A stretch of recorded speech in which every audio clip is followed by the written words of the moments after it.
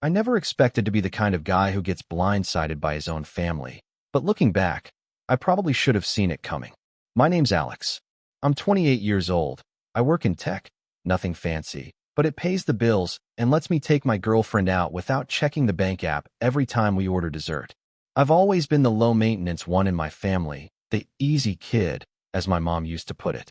The one who didn't cause drama, didn't ask for much, didn't need rescuing or special treatment.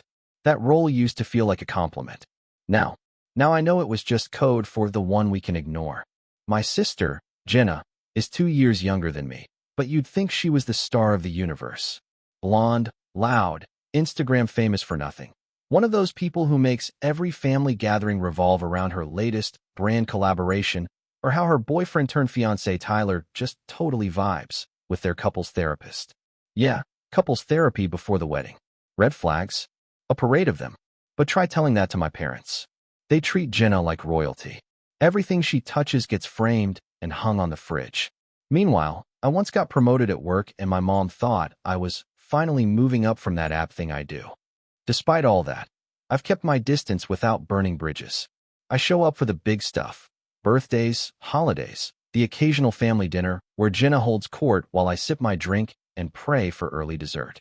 It's not that I hate her. I just don't trust her. There's a difference.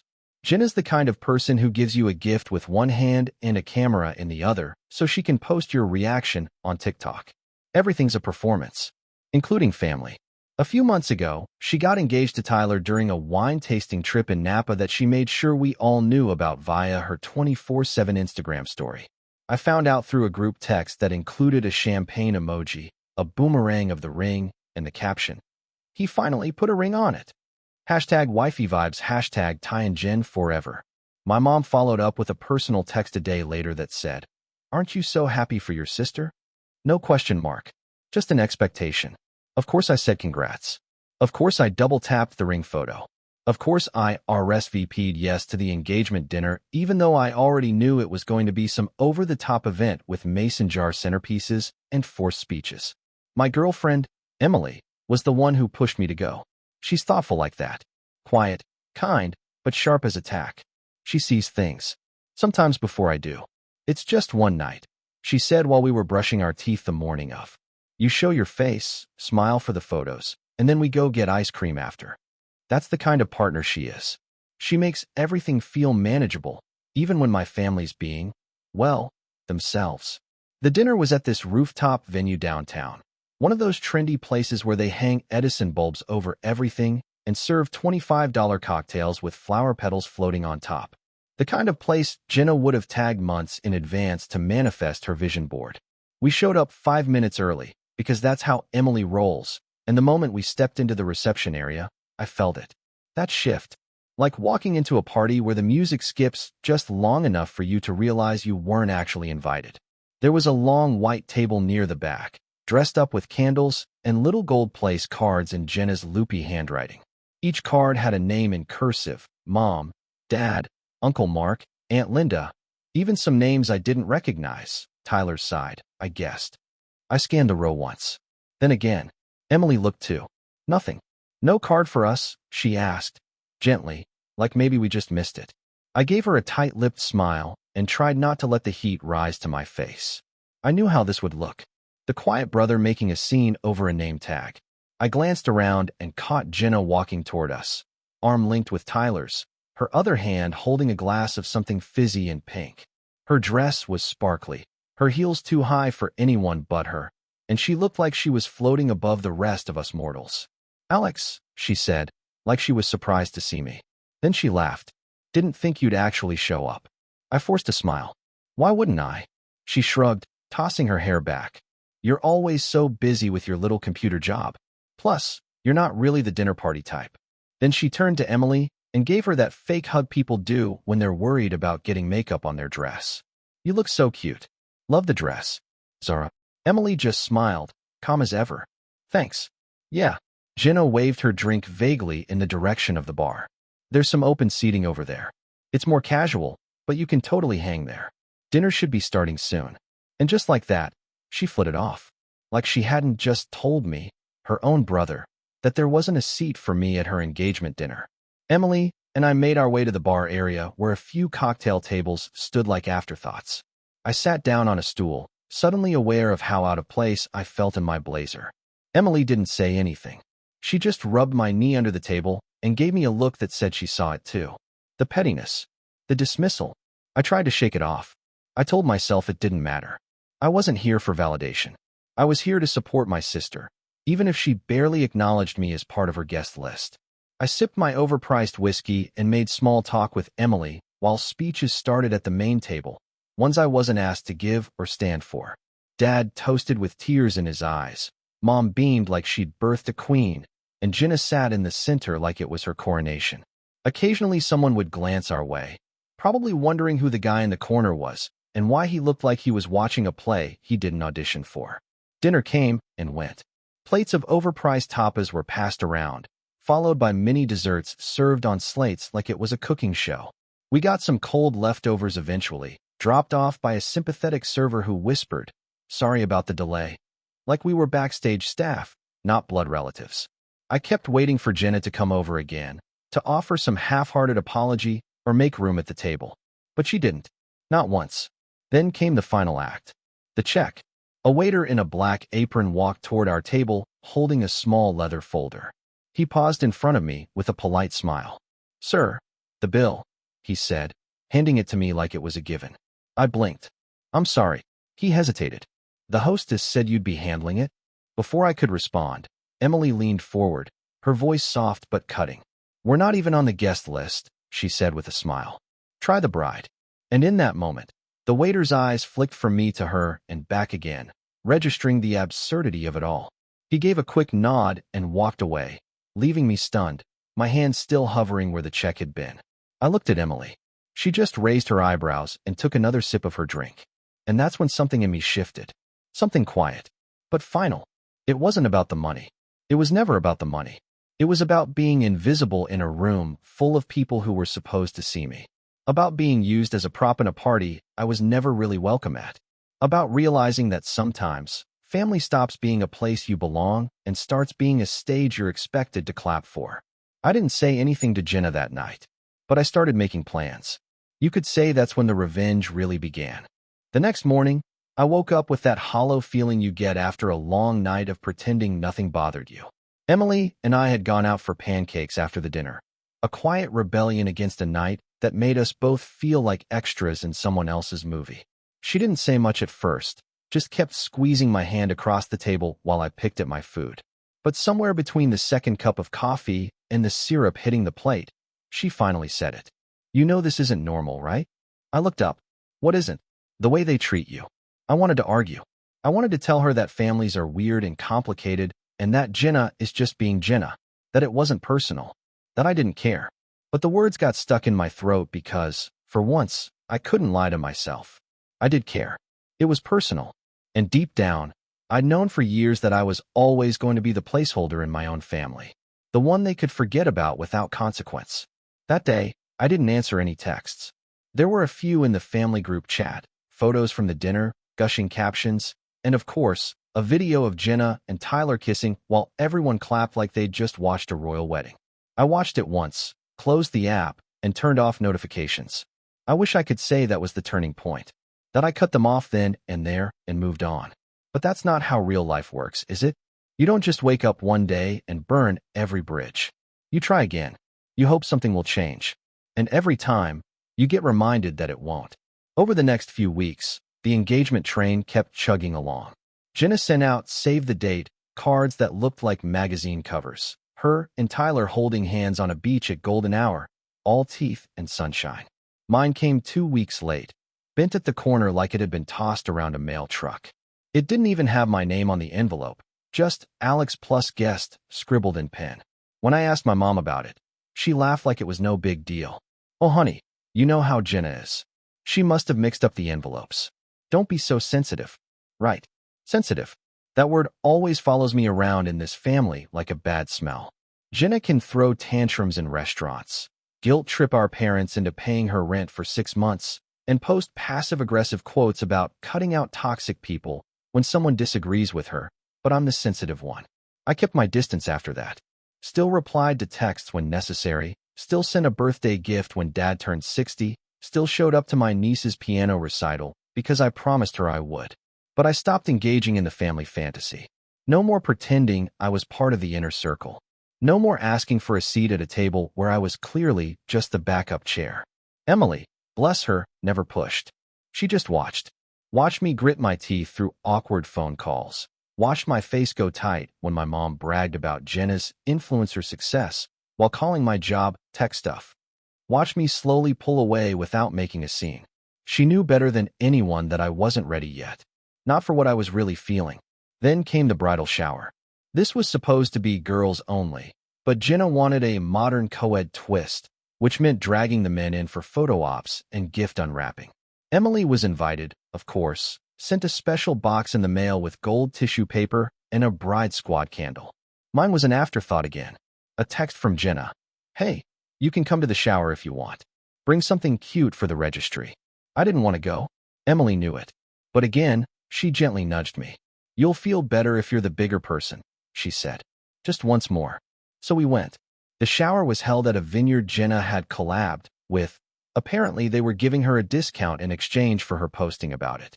When we arrived, there were framed signs with hashtags like hashtag Jen gets her tie and a Polaroid station where guests could write messages to the couple. It felt more like a marketing event than a family celebration. I kept to myself, sipping bad sangria and nodding through small talk with Tyler's friends. Emily was roped into a bride tribe trivia game while I stood in a corner, watching Jenna open presents like she was unboxing luxury hauls on YouTube. That's when I overheard it. I hadn't meant to eavesdrop. But Jenna's voice carries, especially when she's trying to impress. She was talking to one of her bridesmaids, laughing loudly over a stack of gift bags. Alex is so awkward, she said, not even bothering to lower her voice. He's like a background character in his own life. I seriously didn't think he'd show up again. Emily must have dragged him. The bridesmaid giggled. He's cute though. Quiet cute. Jenna scoffed. Please. He's like Target brand Tyler. I froze. Something in me clenched so tightly I had to set down my drink. Emily returned a few minutes later, flushed from whatever game they'd played. One look at my face and her smile faded.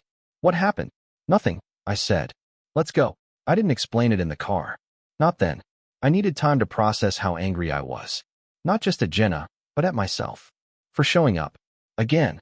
For letting them do it. Again. For letting my own sister reduce me to a punchline in front of strangers. That night, I finally told Emily everything. Every moment I'd buried, every slide I'd shrugged off, every time I played the easy brother so they wouldn't think I was too emotional. She listened. Really listened. And when I was done, she said the one thing I needed to hear. You don't have to keep letting them hurt you just because they share your last name. I didn't sleep much that night. My head was too full. Something was building. A weight I'd been carrying my whole life was finally shifting. I wasn't just angry anymore. I was done. But life has a way of pushing you even further, just when you think you've hit your limit. The next weekend, I got a call from my mom. Not unusual, but the tone was different. Hesitant. Like she was trying to ease into something. Sweetheart, she started. Jenna had a little idea, and I told her I'd run it by you first. I braced myself. Okay. She was thinking, for the wedding, it might be nice if you helped out with some of the costs. I blinked. Costs? You know, just a bit of support.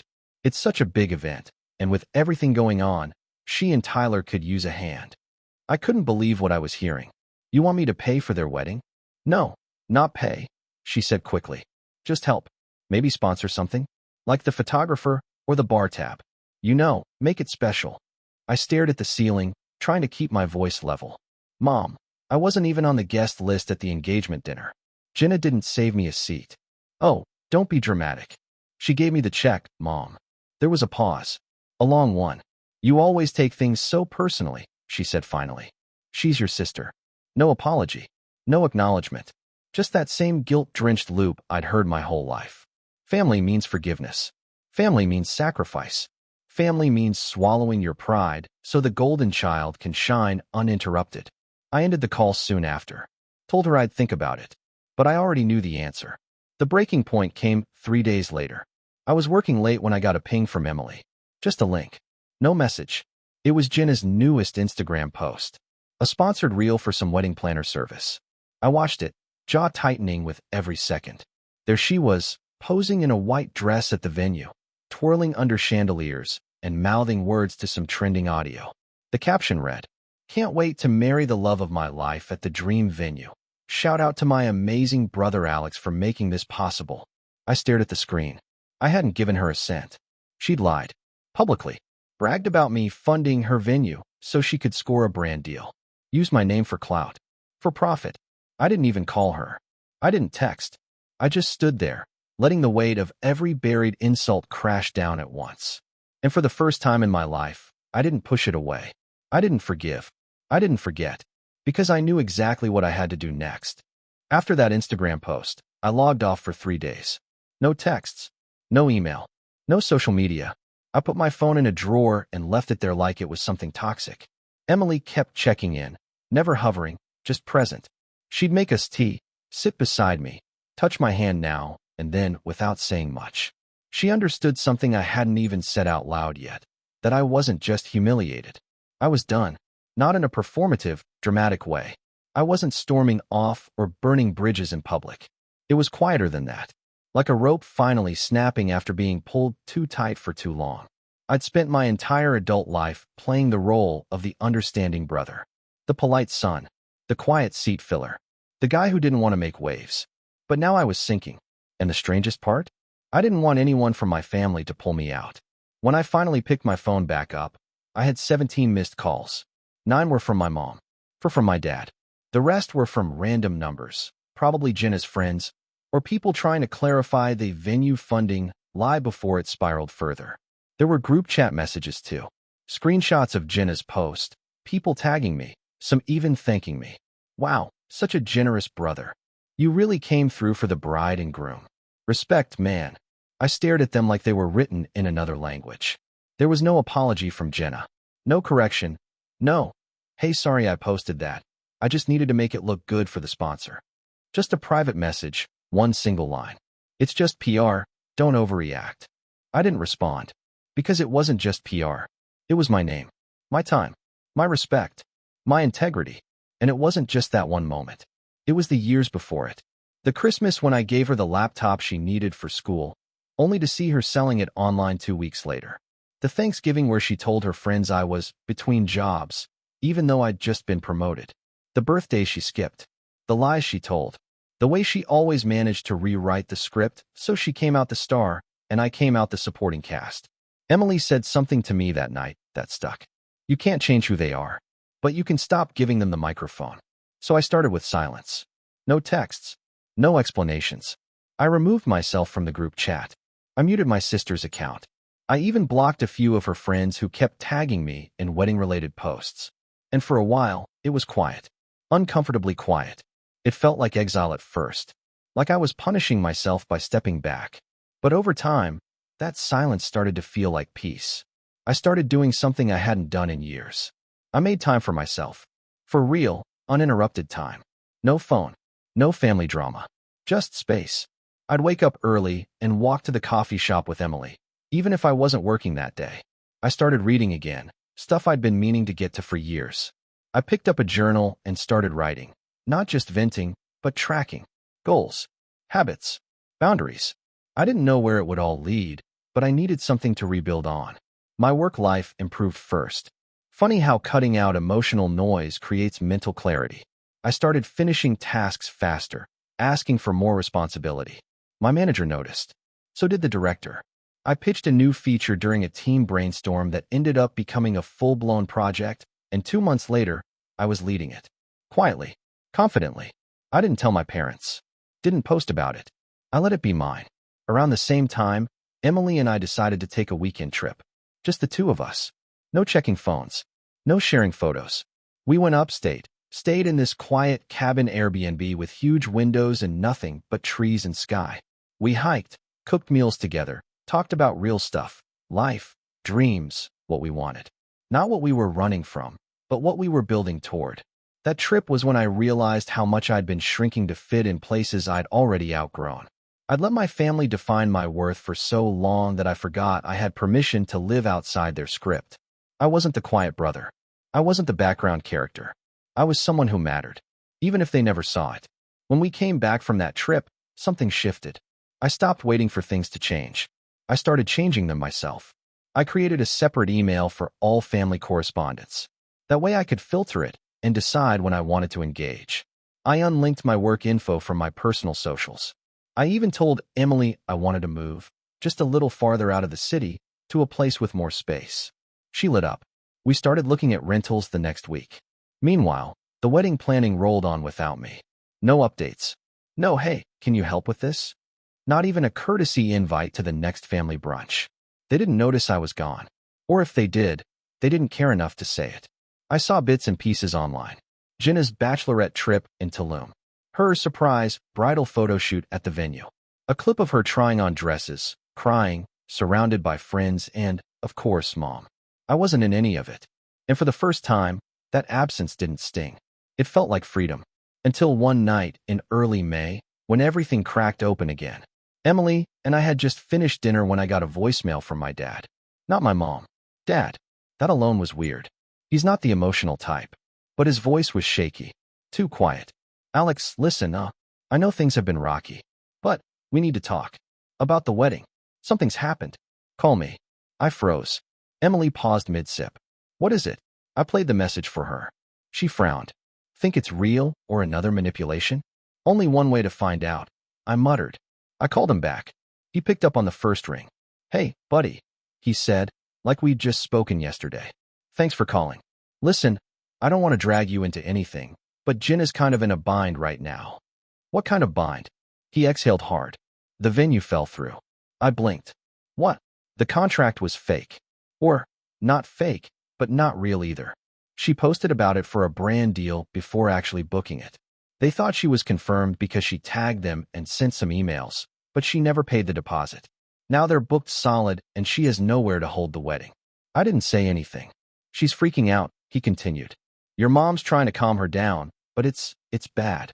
She's talking about postponing the whole thing. A pause. Then the real reason for the call. She thinks maybe you could help. You're organized. You work in that tech stuff. You could probably find a solution. Maybe talk to someone. We need to pull together right now, Alex.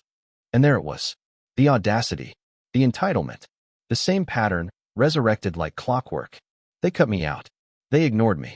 They let Jenna drag my name through the mud for a sponsorship. And now that her fantasy was crumbling, they suddenly remembered I existed. That I was dependable. That I didn't cause drama. That I could be used. Again, I didn't answer right away. Emily was watching me closely. She didn't say a word. She didn't need to. Because we both knew. They hadn't learned a thing. And maybe it was finally time to teach them. I didn't say no. Not right away. I think that's what caught my dad off guard. He expected me to shut him down the moment he asked me to help. Especially after what happened. And I probably would have, a few months ago. But I learned something over the past few weeks. Silence doesn't always mean surrender. Sometimes it's strategy. So I just said, let me think about it. And he bought it. Hook, line, and sinker. Over the next few days, I started getting texts again. From Mom. From Jenna. Even from Tyler, which was new. They all had the same tone. Desperate, overly sweet, and full of fake gratitude. Mom. Hey, sweetheart. I know we've had our differences, but your sister really needs you. She's so stressed. Please think about it. Jenna. Hey, can we talk? I know things got messy, but you're still my big brother. I miss you. Tyler. Yo, man. Respect if you can help. Jenna's having a meltdown. She trusts you.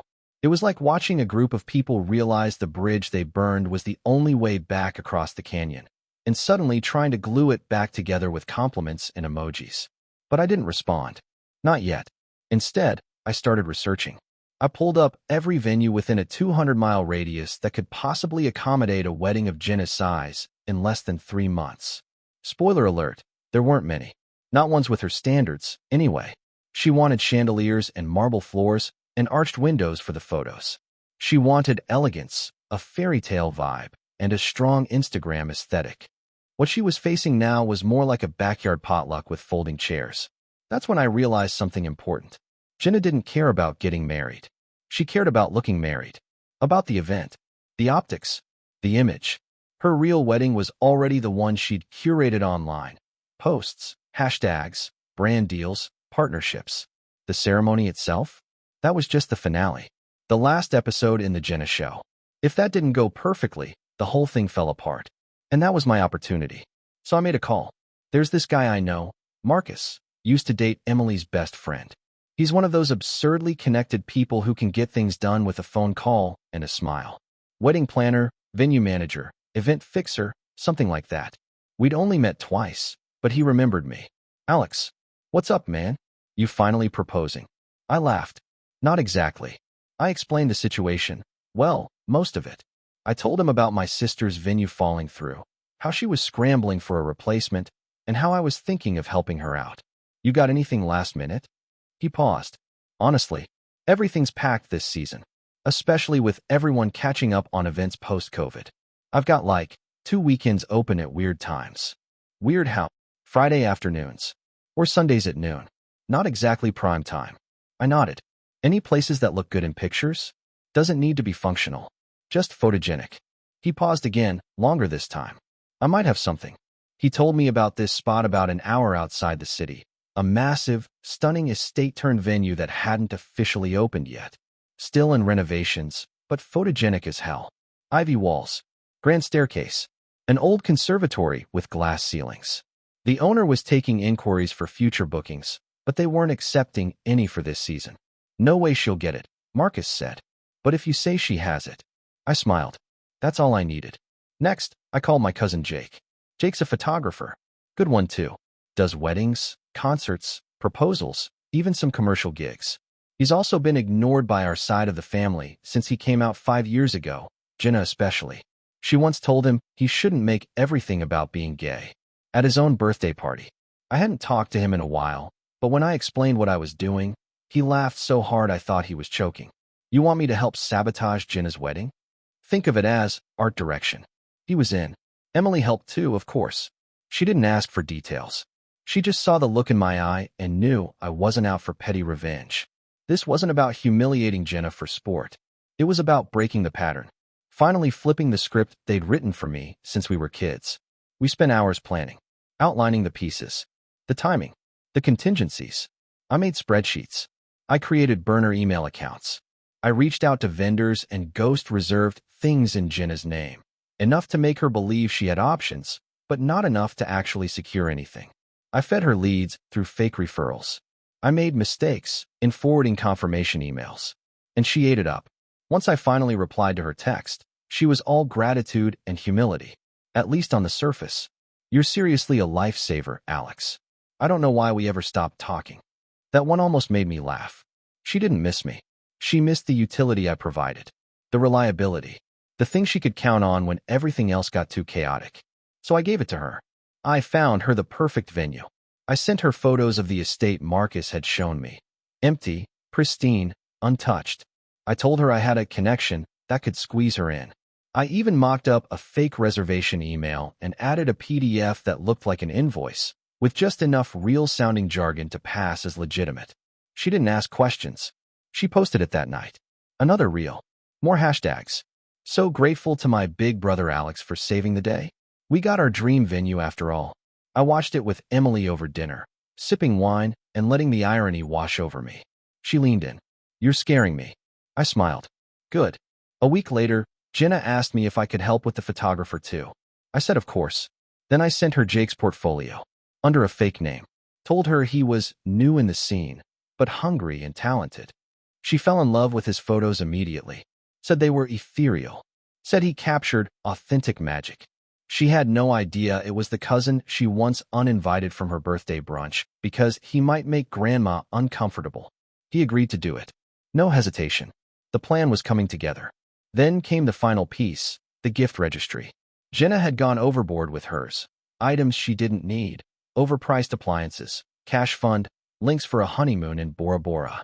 Tyler even added a PS5 and some designer sneakers. She posted it in the family group chat with a cutesy message. In case you're feeling generous. My parents donated $2,000 to the honeymoon fund. Meanwhile, Emily and I created a second registry under Jenna's name. Same website, same couple. But instead of luxury items, we filled it with stuff that looked normal at first glance, but got increasingly weird the deeper you scrolled. A gold-plated garlic press. A dog tuxedo, they don't have a dog. a $400 emotional support cactus, a set of matching adult-sized bibs, a personalized cutting board that said Tyler's Meat Zone. Then, at the very bottom, a framed photo of me. The caption read, "Because none of this would be possible without Alex." We set it to public and let it circulate. It took less than 48 hours for the posts to start trickling in. People confused, laughing, screenshots making the rounds. Jenna didn't notice right away. She was too busy posting stories of her dream cake tasting. But it was coming. The setup was almost complete. The pieces were all in motion. The venue that didn't exist, the photographer with a grudge, the registry that would slowly become a meme. All I had to do now was wait for the perfect moment, the day everything would fall apart. The wedding was scheduled for June 17th, a Saturday, the kind of warm, early summer day that Instagram brides dream of. Jenna had posted a countdown every single day for the past month, tagging vendors, sharing sneak peeks of her dress, but not too much, as she put it, just enough for hype, and making sure everyone knew it was going to be the event of the year. She'd posted the venue 3 times in the week leading up to it, always with the same caption, "Manifesting Magic," followed by a credit to me. I was the hero brother, the wedding fixer, the real MVP. My name was in the captions, in the comments, even mentioned in a wedding planning blog post she somehow got featured in. All built on a lie. Her followers, 43K at the time, were hyped. So was the family. My mom even left a voicemail, emotional and breathless. "Sweetheart, I'm so proud of you. You really came through for your sister. This wedding is going to be perfect." I almost felt bad. Almost. The night before the wedding, Jenna texted me 3 times. The last one read, "Can't wait to hug you tomorrow. You really saved us. I don't know how I can ever repay you." I didn't reply, because I already had the answer. The ceremony was supposed to start at 4 p.m. sharp. I arrived with Emily at 4:30. Not at the venue. That would have been impossible. We were sitting at a cafe 2 blocks away from the estate Jenna thought she had booked. Jake texted me right at 3:45. "Here. Nothing set up. She's freaking out. They're all in the parking lot." I chuckled into my coffee. By 4:15, chaos had erupted. The estate wasn't even open to the public that day. The gates were closed.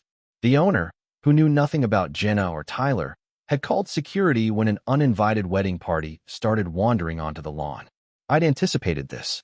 A week before, I'd sent an anonymous email to the venue manager from a dummy account, warning them of a rogue influencer who might try to use the grounds without permission.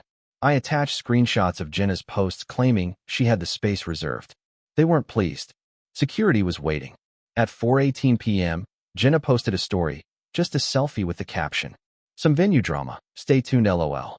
Her tone was still light, performative, still hoping she could spin it. But things unraveled fast. Guests were calling. Vendors were late and confused. Tyler's groomsmen started sweating through their suits. Grandma was wheeled out of the sun and back into the air-conditioned van. The bridesmaids, all 5 of them, stood around holding fake bouquets meant for a ceremony that wasn't happening. And Jenna was panicking. At 4:32, she called me. I didn't answer. She called again and again. Then she texted, "Alex, where are you?" I muted my phone. Emily looked over at me, one eyebrow raised. "She still thinks you're coming? She still thinks I'll fix it." By 5 o'clock, guests had begun leaving. Jake kept texting updates, along with pictures, wide-angle shots of the crowd dispersing, a full 180 from the aesthetic Jenna had planned. The best one? A candid of Jenna standing by the estate gates, holding her dress up off the gravel, mascara smudged, screaming into her phone while Tyler stood behind her, rubbing his temples like a man reconsidering everything. I sent that one to Emily's phone so she could keep it. By 6 o'clock, it was over. No backup venue. No ceremony.